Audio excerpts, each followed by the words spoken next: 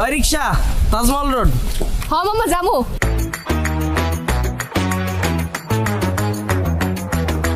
কি খেলা দেখাইলি রে বিলকিস, শিখলাম। বিলকিস? এই বিলকিস কে বাবু?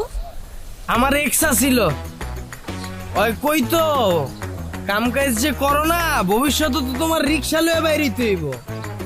এখন শুনছি ওই বলে রিক্সা লয়ে বাইরিছে। মায়া লাগে রে বিলকিস। উঠো উঠো। আরে ধরো ধরো ধরো ধরো, তুমি শাড়ি পরছো না, উঠতে কষ্ট হইব, আমি আগে উঠি। আসো জান আসো, সাবধানে। ব্যথা পাও নাই তো? না। যাও যাও।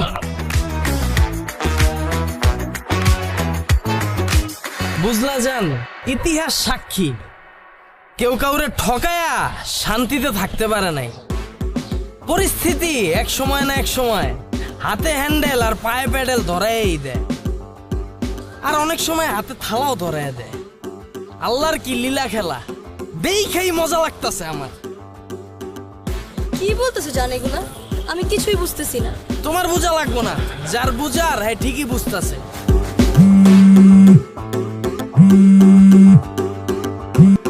হ্যালো, হ্যাঁ বন্ধু ক, রিক্সায় উঠছি। কি কস? বিলকিসের রিক্সা চালাইতে দেখছস? আরে হ বেটা, আমিও দেখছি। মায়াটা পুরা মান সম্মান সব খাইয়া দিছে। হ্যাঁ মামা, রাখ রাখ রাখ। আরে বিলকিস, রিক্সা লইয়া বাইরিছস, মাইনসে আমারে ফোন দিয়া হুনায়। মায়া লাগে রে, আবার মনে মনে খুশিও লাগে। আল্লাহর কি লীলা খেলা। এই বিলকিস আমারে কইছিল তোর প্যাডেল মাইরা খাইতে হইব। আজকে এই বিলকিস প্যাডেল মাইরা খায়, আর আমি আমার বউলে বিল্ডিং মারি। মজাই লাগে।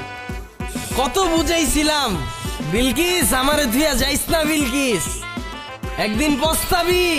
আমি একদিন সফল হমুই, তখন তোরা রানীর মতো করে রাখমু। আমার কথা শুনলি না, আমার ছেড়ে গেলি গা। আজকে দেখ, তোর থেকে আমার বউ সুন্দরী। জান কিসে? হ্যাঁ, পানি খাবা? ওই দাঁড়ো, ওই দাঁড়ো, দাঁড়ো তোর।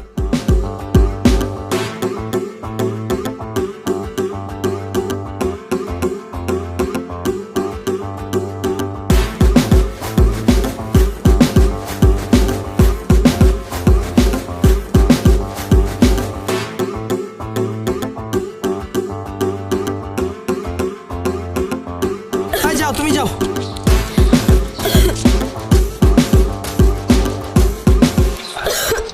লজান পানি খাও। এখন ঠিক আছে?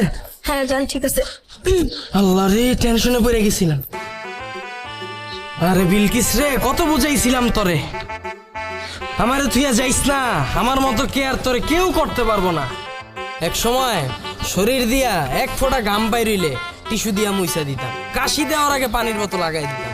আর এখন এই বিলকিস রইদে রইদে খেপ মারে, পানির বোতল যে একটা রিক্সায় রাখবো জায়গা নাই।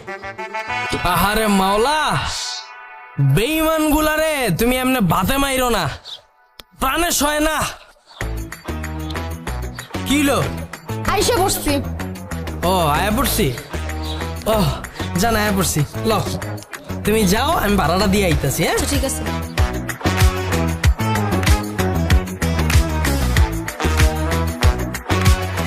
দেখো, তোমার সাথে আমার যা কিছু ছিল তা নতুন করে কেন তুলতেছো? আমি একটা মেয়ে মানুষ, আমি রিক্সা চালাচ্ছি, তার পিছনে নিশ্চয়ই কোনো বড় একটা কারণ আছে। আর কোনো বড় কারণ না থাকলে না মেয়ে মানুষ রিক্সা নিয়ে রাস্তায় নামে না। তো কি হইছিল ওই দিন? তুমি আমার ছেড়ে চলে গেছিলা কেন, আর যোগাযোগ কেন বন্ধ করছিলা? তুমিই বলো, আমি কোনো শান্তিতে ছিলাম? তুমি সারাটা দিন সিগারেট টানতে, তোমার তো কোনো চিন্তা ভাবনাই ছিল না একটা চাকরি বাকরি জোগাড় করবা, এরকম কোনো চিন্তা ভাবনাই আমি তোমার মধ্যে দেখতাম না। আর ওইদিকে আমার বাবা মা প্রত্যেকটা দিন আমাকে প্রেশার কিট করতো বিয়ের জন্য। আমি তোমাকে কত কথা বলছি, কত বোঝানোর চেষ্টা করছি, তুমি কখনো আমার কথা শুনছো? আমার কথা বোঝার চেষ্টা করছো? আর কি বললো? আমি তোমাকে রিক্সা চালাতে বলছি। আমি তোমাকে কেন রিক্সা চালাতে বলছি? কারণ তুমি তুমি কোনো কাজকর্ম করতে না, তুমি কোনো কিছুতে সিরিয়াস ছিল না, এই জন্য আমি তোমাকে রিক্সা চালাতে বলছি। সবই ঠিক আছে, আমি বুঝলাম। তুমি আর কিছুদিন তো ওয়েট করতে পারতা, তাহলে তো আজকে তুমি রাজরানীর মতো থাকতা। তুমি সফল কেন হয়েছো জানো? আমার জন্য। আজকে আমি যদি তোমাকে ছেড়ে না চলে যেতাম তাহলে তুমি সফল হতে পারতা না। তার একটাই কারণ যে তুমি তোমার লাইফে কখনো সিরিয়াস ছিল না। আর সেটা আমি বুঝতে পেরেছিলাম। আমি জানতাম আমি যদি তোমার লাইফ থেকে চলে না যাই তুমি কিচ্ছু করতে পারবা না, তাই আমি তোমার লাইফ থেকে চলে গেছি। আর তাছাড়া আমার অন্য কোনো উপায় ছিল না। আমার বাবা মার পছন্দের ছেলেকে আমার বিয়ে করতে হয়েছে, তাই আমি আমার বাবা মার পছন্দের ছেলেকে বিয়ে করছি। আচ্ছা ঠিক আছে, আমি তোমার সব কথা মাইনা নিলাম। তুমি রিক্সা নিয়ে কেন বেরিয়েছো আমি তো এটাই বুঝতেছি না। আসলে সত্যি কথা বলতে কি জানো, বাবা মার পছন্দে বিয়ে করেছি ঠিকই, কিন্তু তোমাকে তো আমি অনেক ভালোবাসতাম। তোমাকে আমি ভুলতে পারিনি। প্রতিনিয়ত আমার তোমার কথা মনে পড়তো। আমি প্রত্যেকটা দিন কান্না করতাম। আমি ভাবতাম কি আমি যা করছি অনেক বড় ভুল করছি, আমি তোমাকে হারায় ফেলছি। আমি সবসময় আমার বাবা মাকে বলতাম তোমাদের জন্য আজকে আমার এই অবস্থা, আমি যাকে ভালোবাসি তাকে পাই নাই।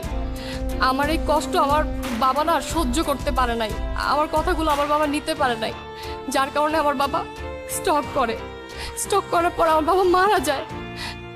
বাবা মারা যাওয়ার পর আমি না পুরো স্থির হয়ে যাই। কিন্তু আস্তে আস্তে যত দিন যায় আমার হাজবেন্ডের সাথে আমার সম্পর্কটা গভীর হতে থাকে। আসলে আমার কপালটাই মনে হয় খারাপ, বুঝছো? আমার হাজবেন্ডের সাথে আমার সম্পর্কটা গভীর হওয়ার প্রথম সপ্তাহতেই আমার হাজবেন্ডের ব্লাড ক্যান্সার ধরা পড়ে। আর কি করব বলো, আমার হাজবেন্ডের চিকিৎসার জন্য আমার হাতে তেমন কোনো টাকা নেই। আমি আমার হাজবেন্ডের চিকিৎসার টাকার জন্য আজকে রিক্সা নিয়ে রাস্তায় বের হয়েছি। এছাড়া না আমার অন্য কিছু করার ছিল না।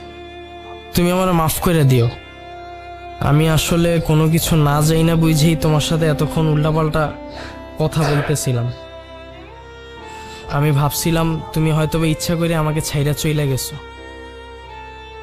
যাই হোক, আমি দোয়া করি যেন তোমার সব কিছু আবার আগের মতো ঠিক হয়ে যায়।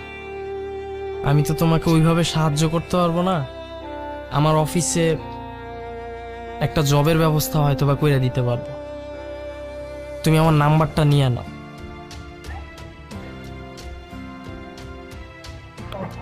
017। তুমি আমার সাথে যোগাযোগ করো, আমি চেষ্টা করব। তোমার বউ না অনেক ভালো, কারণ তুমি এতক্ষণ যাবত তোমার এক্সকে নিয়ে এত উল্টাপাল্টা কথা বললা, তোমার বউ কিন্তু একটুও রাগ করেনি। আসলে আমার আর আমার ওয়াইফের সেম মেন্টালিটি। তুমি যোগাযোগ করো, আমি চেষ্টা করব তোমার জন্য। আর কিছু মনে করো না আমার কথা। দোয়া করি সুখী হও।